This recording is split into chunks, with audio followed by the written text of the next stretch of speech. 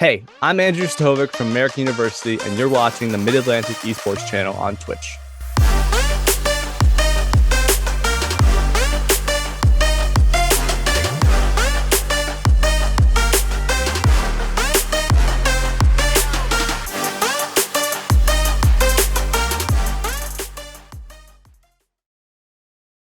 Hey everybody, we are here today with Andrew Stahovec. We are talking to him about AU, American University Esports. Andrew, good morning. How are you doing today?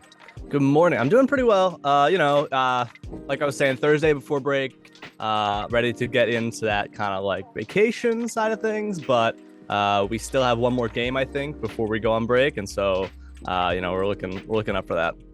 You gotta feast before you can feast, Exactly. That makes sense. So this has been a pretty awesome season for you guys, and the first season that you guys have been part of the MAEC. Talk to me a little bit about what it's like and your experience over the past couple weeks.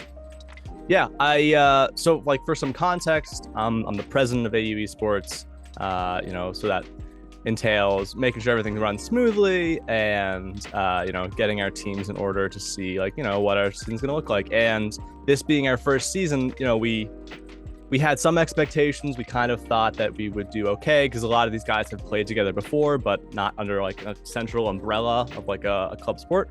But like I was saying, like this season has kicked off to be really a great start to this program. Right now we're running 3 teams. We have Overwatch, Valorant, and League of Legends. And it's incredible to see not only how good like the individual players are and how much they look to like develop their skill throughout the season, but how much the team's cohesiveness has developed over the season. Going into it, I kind of expected the players to be kind of friendly with each other, but they've really bonded, and I think that that's been like the pivotal reason why we've done so well this season. That's amazing. It's really the challenges, the struggles of going through the season that a lot of these esports athletes are pretty new to. A lot of people have not done traditional seasons in the way that exists for traditional sports. But going through that is really where you get those bonding moments, and you get punched in the mouth a little bit, and you gotta like rally around your team, and those are so great. So it's amazing that you guys are having those experiences. Can you talk a little bit about maybe one of the highlights or a couple of the highlights that you guys have had over the season? Yeah, I I can speak specifically for the Overwatch team because that's the one team I'm rostered on. I'm playing for.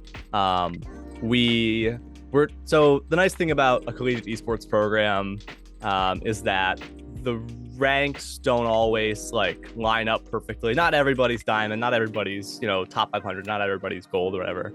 And so we have a variety of ranks, I guess, on a team lineup, and that's pretty common for esports programs. And we have seen that a lot of the guys who come into the season at a lower rank than maybe the rest of the team will really put in the hours to develop that. So like off the field, we see that like people have really committed to putting in those game hours. And like we've kind of developed a program and a holistic approach to it where we ask the players, come to scrims, come to practices, team practices, but also try to get in like maybe an hour or 2 a week of just like competitive play. You're solo queuing, you are really trying to hone those like individual skill sets, and we've seen that has translated really well into the gameplay. So like towards the last few weeks of our season, even though we haven't won all the games, that's kind of a given. I think that like we've really gotten a lot better, and like when we go over gameplay and footage of last games, like we like point out like, okay, like we would not have done that like 4 weeks ago. Like that would have been a total like flop for us if we hadn't spent the time to like develop those skills. So for that, like I think that's a universal thing right now in the program, is that like people have really committed to individual approaches.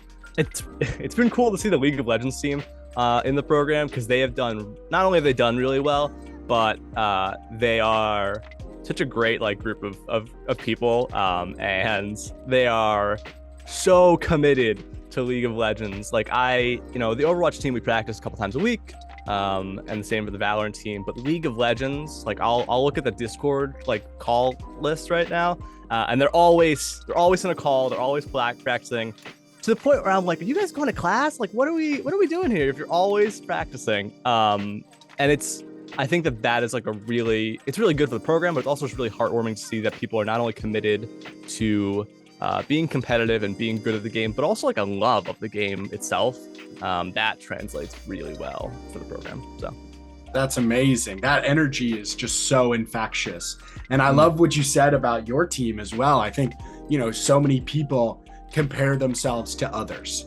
And, one of the things that we tell kids at camp is I don't expect you to beat anybody at the end of the week. That's not what we're talking about. I want you to be better than you were at the end of the week. Like if you are better than you were on Friday than you were on Monday, then we've all done our job. So that's a great mentality to have. And I think those are kinds of things that really help, bring people together. And it's also great leadership too. You're not looking at wins and losses as the end all be all. You're looking at growth and individual growth and team growth. And that's super, super valuable.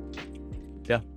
I mean, you said it. All right. So talk to me a little bit about the exciting situation that we have right here. We have two teams, you guys in the Mount, tied for 4th, I believe. So what's going on right there? What's going to play out over here? It's a little nerve-wracking actually, because we obviously have the opportunity to watch pretty closely how these teams develop over 6 weeks. So not like we're doing like scouting and like watching their games for like individual player styles. We probably will one day, but this season we haven't done that yet. But we do watch how the teams are developing as a whole. And Mount was supposed to be our first game, but we had to, they forfeited based on scheduling issues, so we never got to play them. Mm-hmm. So while it looks like we've played them in our log, we never have actually had a matchup. And so now we're here at the end of the season, last regular season game, I guess I'll say. And yeah, it's a nail biter. I mean, we have had some fierce competition, I think, with a few of the teams, and yeah, I think Mount's going to be a great competitor. I think that I hope that we continue that love affair. I think in the next season too. I think that Mount will be a really good barometer for where we're playing at. So yeah, I love the competition. I love a really good close fight. So that is going to be, I think something we're looking forward to. We're training. I know a couple of guys are getting on later to play. I'm really excited for that one. It's going to be so hype, man. It's going to be good. And that's what it's all about. The MAAC is all about creating these regional and local rivalries. And in other collegiate conferences, you're matched up against, Nevada Upstate Technical University or Alaska Polytech or whatever. And it's just harder to create those relationships and, have some of those rivalries. And so I love hearing that, you're looking at the Mount as a mountain to climb, this season, but also as a gauge for where you guys are going forward. That's what this is all about. Yeah, I to speak to that, I transferred to American my sophomore year from Catholic University, which is I can point to it. It's across the district right now. Yeah. And they have an esports program. So when we were starting this program, a lot of the influence came from Catholic. A lot of it was I know what some of the other programs kind of do, and I know really well what Catholic does. We should think about where we're headed, what our directionality looks like. But in that same vein, we were like Catholic's gonna be a competitor. We're gonna strive to come up and play against Catholic and really hold our own. So that has been a recurring theme, and I think that like you were just saying, the local rivalries are so much better in my opinion than the ones that are 2,000 miles away. You said it perfectly. Well, especially when you transfer and do that kind of thing, just like traditional sports, when you play. If you have two teams and somebody transfers, you want to beat that team, for both of those teams are rival, trying to gain that supremacy. And that's what this is all about. So, what else do you guys have coming up? What is the next, do you have any other championships or any other leagues? What do you guys got coming up at the end of the season here? Yeah, so we round out the season, I think, like December 16th. Like that's when we're like rolling stuff down, packing away till January, February. Yeah, right now we're currently in CVAL and CLOL fall warm-up just wrapped up a few weeks ago. It was like about a month ago. The boys did pretty well. We're really happy with how they did, and we're pretty sure that they are going to be competing in CLOL, like proper CLOL, like the regular season. And that starts pretty quickly. Like the turnaround is registrations at the end of this month. And then they got to start warming up and getting, into shape, I guess you'll say, for that like January start date. So I think a lot of it is just going to be pushing prep work and team play in the off season. As far as like club administration goes, like we've got to start getting our bearing. Kind of how like every new club has to figure out like where it's headed. Not like general mission statement, but like we were talking about doing like an award show for the boys and the members of the club. Love just that. to be like here is like the best, pentakill or like that kind of thing. The old paper plate awards. Yeah, exactly. Yeah. And we think that could be a really fun like environment to start fostering. And then of course, as every program will know, recruiting new players, recruiting new people. A lot of the work is during the regular season when you're like actually playing. You go, well, here's how we do. Like here is the, we'll put our money where our mouth is. How we're performing. But then I think, as every club e-board will acknowledge, like a lot of the work, most of the work I would say happens in the off season when you're like, okay, like we got to get more people, we got to go better, we got to go bigger, we got to go harder. So that kind of like excitement to grow is what we're looking forward to. I love that. So if I'm a young player or a parent looking to gain more information about your program, where can I go to learn more? If you just look up AU Esports online, you should find pretty good resources. We're on the American.edu Club Sport portal. So if you look up American University Club Sports, we're there. Like that's us.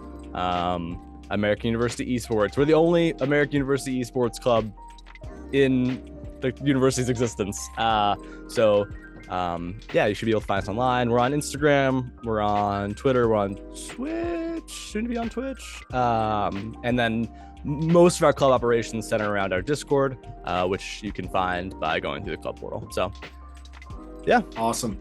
Well, hopefully you guys will get a new crop of amazing esport athletes and finish off this season strong. Wish you the best. Thank you so much for being here and telling us a little bit about your program. And hopefully we'll see you in the finals. Thank you, Josh. Can't wait to see you again. Take care. Bye-bye.